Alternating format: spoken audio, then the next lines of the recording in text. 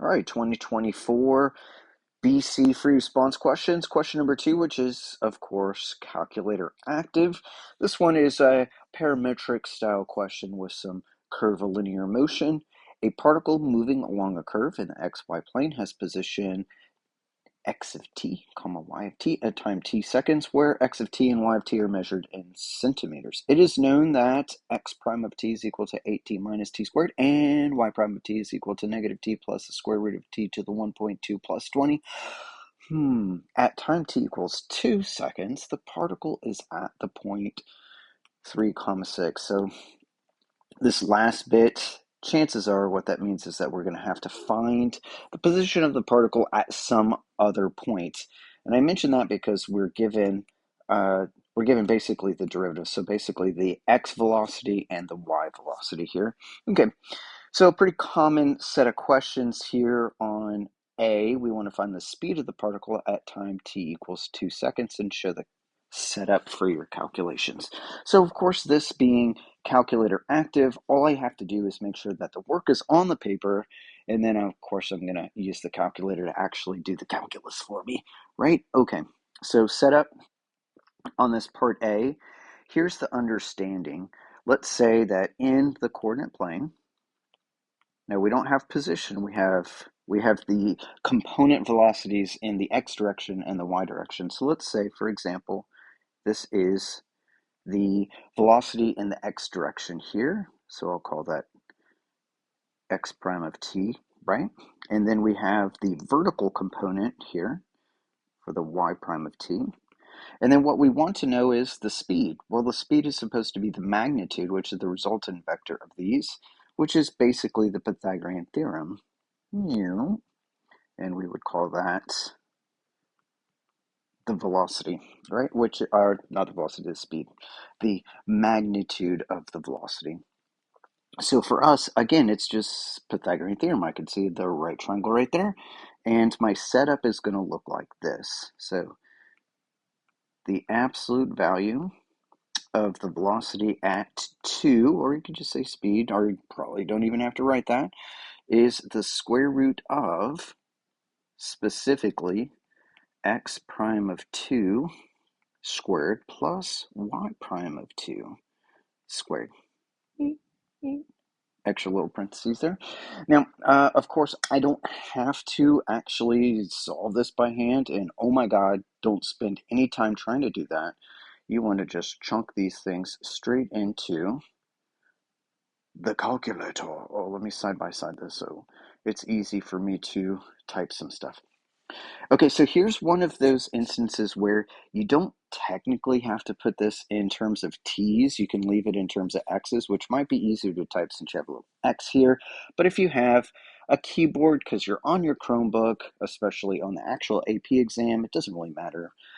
And the reason why I say you don't have to have it in parametric form is because at no point do we have to consider anything about the graph, the graph of the parametric equations, x of t, y of t, this kind of thing here. Why is that the case? Well, because we have the velocities in each of the x and the y directions. So it's up to you. If you choose to do it parametrically, make sure that you capitalize your x, because if you don't, it thinks it is the regular x variable. So capital X of t. This is why it's sort of annoying to do the parametric, at least here on the iPad, because I have to go back and forth to the virtual keyboard.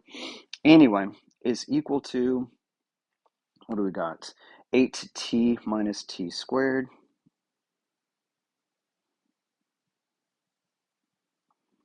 See what I mean?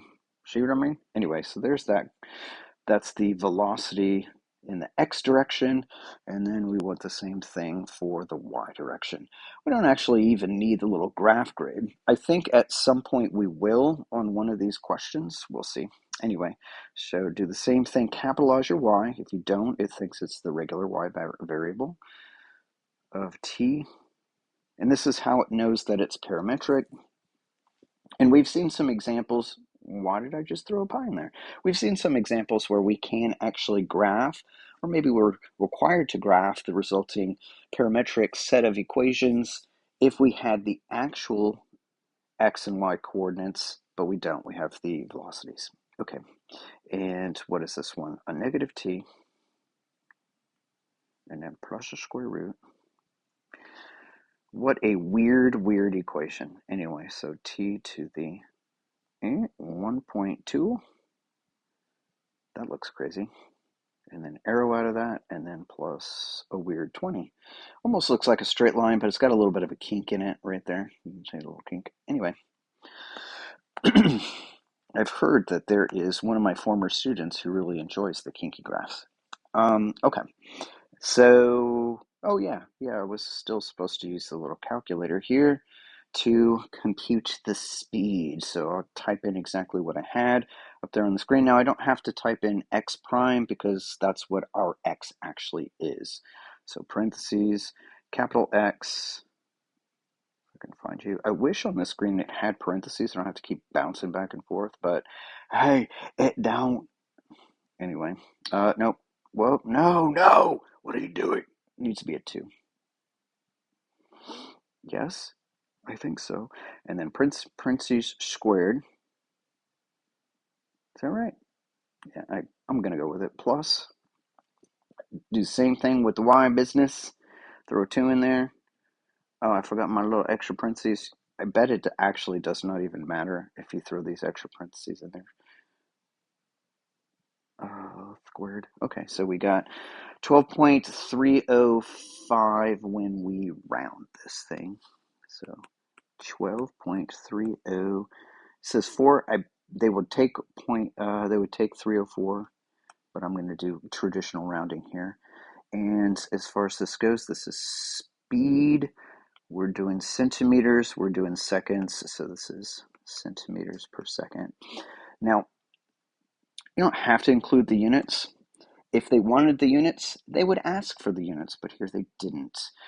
Okay, so I think as far as points go, since they asked for the setup of your calculations, that's probably going to be a point, as well as your final answer, 12.305. Okay, so let's look at part B. Part B, find the total distance traveled by the particle over the time interval between 0 and 2 seconds. Show the setup for your calculations. Another one of those where we have to make sure that the work is on the paper, and then we'll do the actual calculation in decimals. So total distance. Total distance is basically integrating the speed function. So you're going to get total distance over some sort of interval. And of course, we would have our interval specifically is going to be from 0 to 2. Anyway, so I'm just kind of generally speaking here. So it's the absolute value of v of t dt. Of course, this is how we would do it rectilinear, but it's also how we do it curvilinear, which is what we're dealing with here. It's just that this guy is going to look a little bit different because we have both vertical and horizontal components. And I think that I had mentioned this to you in class. There is a connection between those two things, because let's say that you just had the horizontal component, as in your particle was just bound to the x-axis. Well, this equation still works, because if you take the square root of x prime, I'll put that as a t, and you square it, the square and the square root make the absolute value. It's not just canceling out, it's the absolute value of x prime of t dt, whatever. Anyway, so that's exactly what the kind of thing that we have here, right? So our actual setup is going to be the integral from 0 to 2, and then big square root x prime of t squared plus y prime of t squared. And make sure you have this thing set up, and don't forget your little differential here, because they're particular about their notation. And then it's pretty much calculator time. So I don't think I have to side by side this one. I think I know exactly what to type. So we got to throw in an integral. And on your keypad, of course, you could just type that in as int, I believe, 0 to throw in a square root. So if there's multiple things in your integrand, you want to start with parentheses, but the square root functions as its own like grouping symbol, so you don't need it on this in this case. And oh, just to show you that I actually don't need the extra set of parentheses here, let's this time don't even use them. And see if we get the correct answer. So don't put the 2 in here, you put the t in here. And you can do it with x. It would still work. You just have to make sure you put a dx at the end instead of a dt. So close and square. Plus, do the same thing with the y's.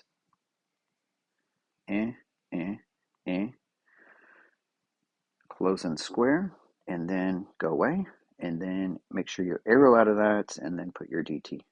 D and then t. And then, okay, there we go. So once again, it computed this correctly without the additional squares that I had in that box number 3 up there, or the additional parentheses. So I'm writing 15.902 when I round. Yeah. Yes. So 15.902. What would this be in? So total distance, and we were in centimeters, so it should just be centimeters here. And did I box the other one? I don't know if I did. I probably should. Okay. Point-wise, I think this one's also 2, as in setting up your integral and then having your answer. So we're up to 4, I believe. And then let's look at C. Find the y-coordinate, the position of the particle at time t equals 0, and show. They keep saying that. This is just like copy and paste here. Okay. We want position. To get position, oh, and it's only in the y direction, right? Y coordinate, yes. Okay. You have to integrate your velocity. So it's like this. If I have the integral of y prime of t dt, antiderivative of y prime is y, which is going to be the y position. Now we just throw in some limits of integration here, and notice that we're going from 0 to 2 here. So I would put 0 here and a 2 there, and then evaluate this from 0 to 2. And then FTC this y of 2 minus y of 0. So you must have one of these values, and the one that we have is actually not at 0. We actually have the one at 2, and that's what I highlighted at the beginning of this. At time t equals 2, the particle is at 3, 6, and we're going to focus only on the 6 there. So at time t equals 2, the y position is 6. Okay, this is a little bit strange, and excuse me, in that we're actually going to have to solve for y of 0 here, which is negative. Anyway, so if I subtract that 6 over, I would have negative y of 0 is equal to negative 6 plus the integral 0 to y prime of t dt. And this is what's so uncommon about this, is that usually we're solving for this guy, and I would just add that over. Anyway, so switch your signs, positive 6 minus the integral from 0 to 2, y prime of t dt. Essentially, why it's being subtracted is because our initial condition is actually at 2. And really, and I'll show you this in just a second, we would be evaluating this from 2 to 0, which is backwards, which means that we switch them and we pull out that negative sign. So I'll show you that right here. So for example, let's say that you were going to set this up in a traditional way, which is the integral y prime of t dt, and your bounds, you know that you're starting at 2 in order to get some x value here, to get y of t evaluated from 2 to x, and then FTC this, y of x minus y of 2. Add your y of 2 over, which was 6, right? Add that guy over. Yeah, so I would have y of x. This x is functioning as our time here, not the x position or anything. I know it's confusing. Get over it.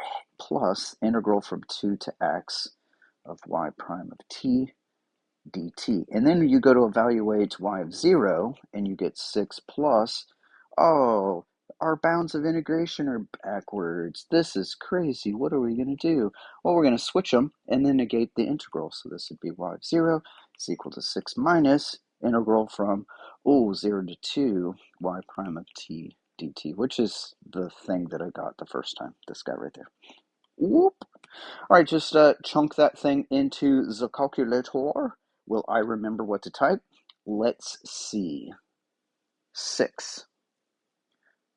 Don't do a minus, or don't do a plus, do a minus, and then our definite integral, this guy, 0, 2, and specifically it is the y of t business, capital, and then close the parentheses and put a dt there, dt. Negative 1.174 after rounding equals negative 1.174. I'm going to double check that because, yeah, okay. And there we go. Point-wise, here's what I'm thinking. I'm thinking you're going to get a point for having the integral expression here. Of course, a point for the answer. And on all of these questions, we're having to work backwards. They want the initial condition here. So I'm thinking this one's 3, and we'll see for sure at the very end of this. So that brings us up to, I think, 7, meaning that the last one is probably worth 2 points. Let's take a look at it. D. For the interval from 2 to 8, the particle remains in the first quadrant. Find all the times t in that interval when the particle is moving toward the x-axis and give a reason for your answer. So, I mean, I can kind of anticipate it already, like finding the time interval and then your reason there for the 2 points that it's probably expecting. All right, so here, think about this. We have in our coordinate plane, it says that between 2 and 8, our particle is always in quadrant number 1, okay? And then we want to know when is it moving towards the x-axis. If it's moving towards the x-axis, downward velocity. Remember, velocity, if it's negative, that does not mean that you're slowing down. It just indicates a direction here. So this means that dy dt has to be negative. It's going to be less than 0. That's all I have to find is the interval on which the vertical component of the velocity is negative. There's barely anything to do here. It's just look at the graph and where between, I can even hide this one so it's not distracting. It's just the y part. In between 2 times t equals 2 and t equals 8, where's this graph? Below the t-axis? Well, it starts right there at 5.222 and continues all the way past the 8. So that is pretty much the answer. I would say that the particle,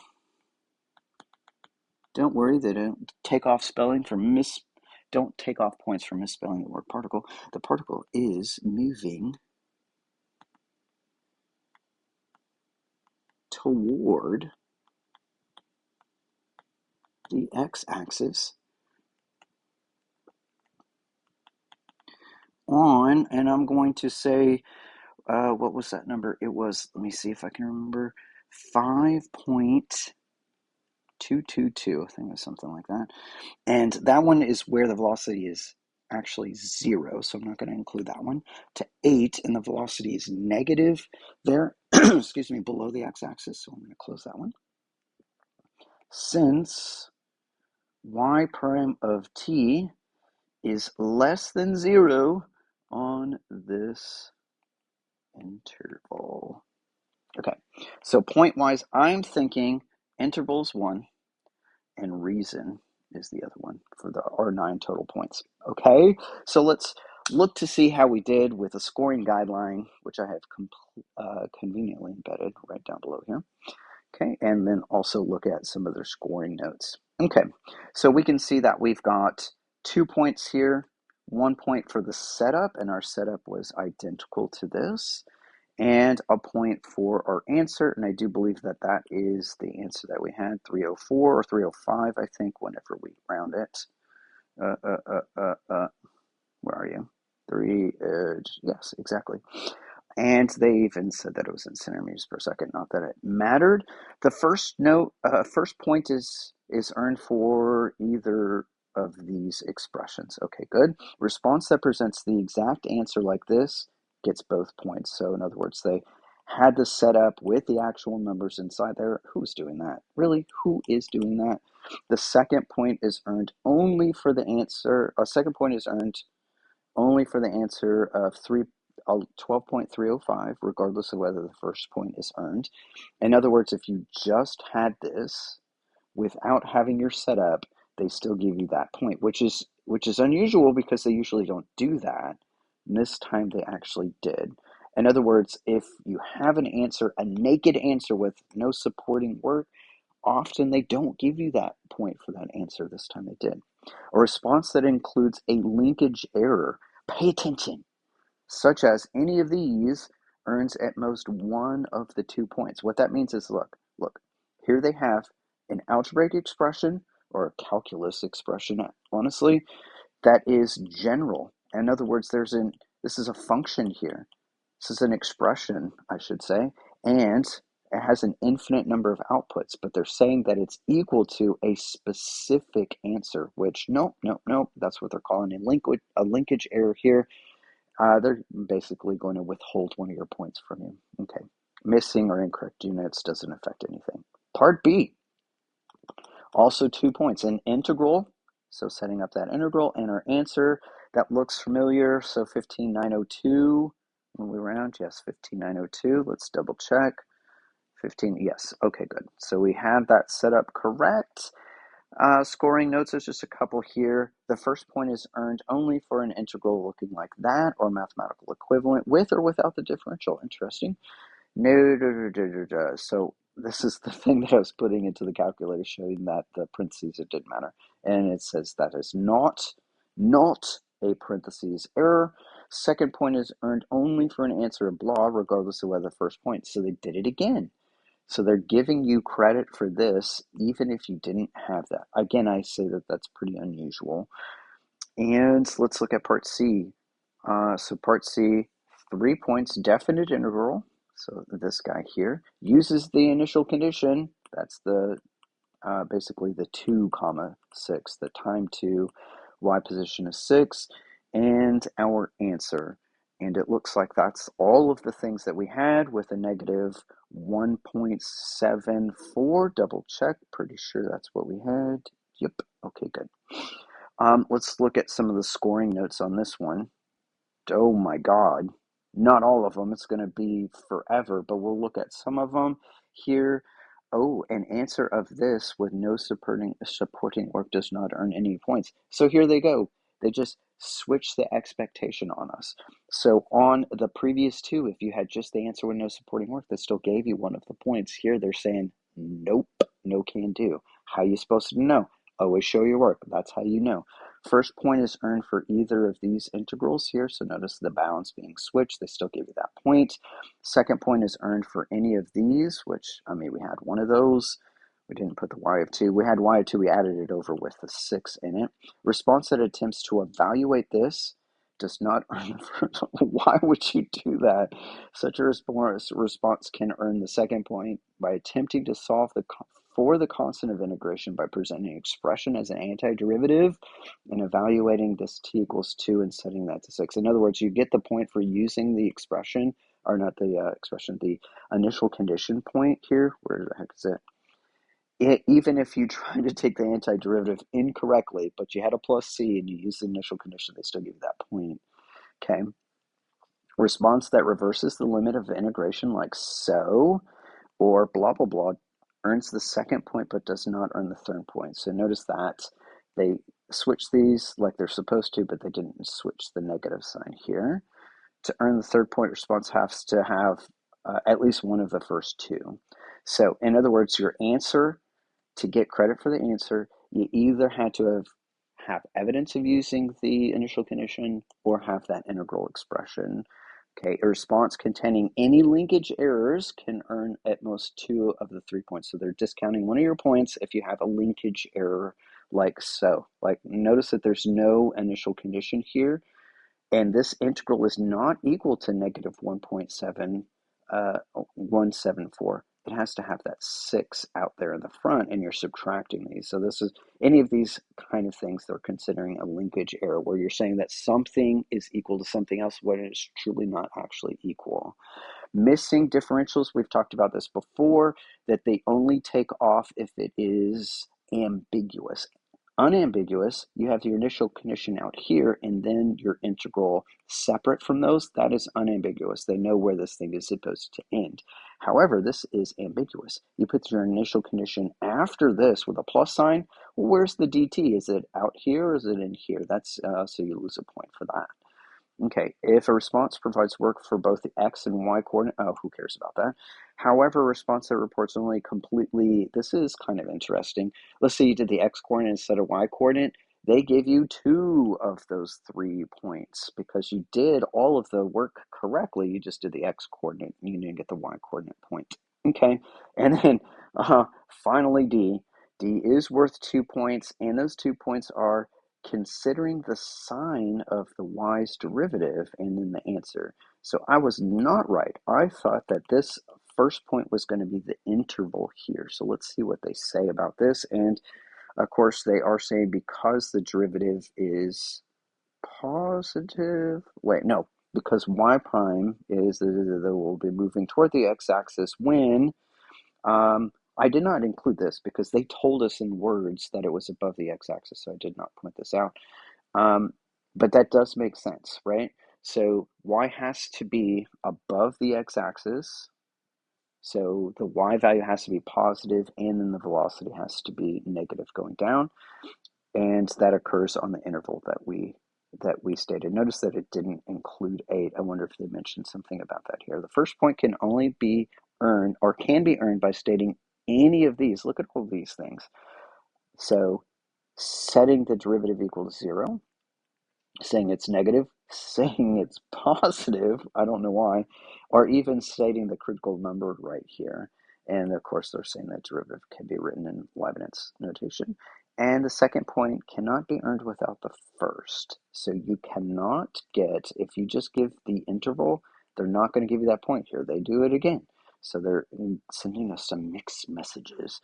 And then finally, to earn the second point, a response must identify the correct interval and no additional intervals in between 2 and 8, and explicitly state the need for the derivative being negative here. The interval can be open, closed, or half open, so they did not withhold points from you if you had a mixture of those notations. Okay, so that should wrap up the second free response question here on some curvilinear motion.